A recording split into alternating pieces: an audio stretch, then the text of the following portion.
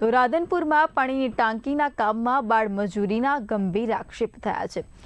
વિપક્ષે બાળકો પાસે જોખમી કામ કરાવતું હોવાનો કર્યો દાવો। સાઇટ પર જવાબદાર અધિકારીઓ ગેરહાજર હોવાના પણ આક્ષેપ કરાયા।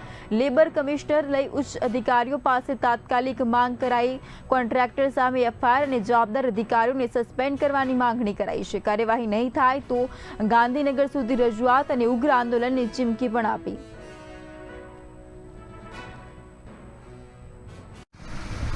नमस्कार, मारू नाम है जया ठाकुर। अमे राधनपुर नगरपालिकानी अंदर पीवाना पाणीनो जे टांकानुं कामकाज चालू है त्यां रूबरू मुलाकात लीधी। मुलाकात दरमियान अमने जोवा मळेलुं के त्यां आगळ 15 वर्षथी नाना बाळकोने काम कराववामां आवी रहेलुं छे। जे ते जवाबदार कॉन्ट्राक्टर कन्सल्टન્ટ अने त्याना जे अधिकारी हता एमने अमे जाण करेली छे, छतां हजू तंत्र मौन छे।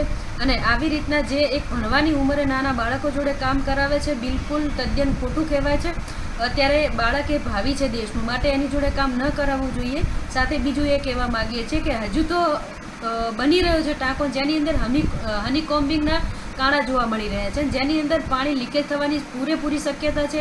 प्रदूषित पाणी अंदर गटरनुं भेळसेळ के केमिकलवाळुं पाणी अंदर जई शके छे अने जेमां जे पीवालायक पाणी नहीं होय अने ए त्याना स्थानिक रहीशोना जीवनुं जोखम बनी शके एवुं छे।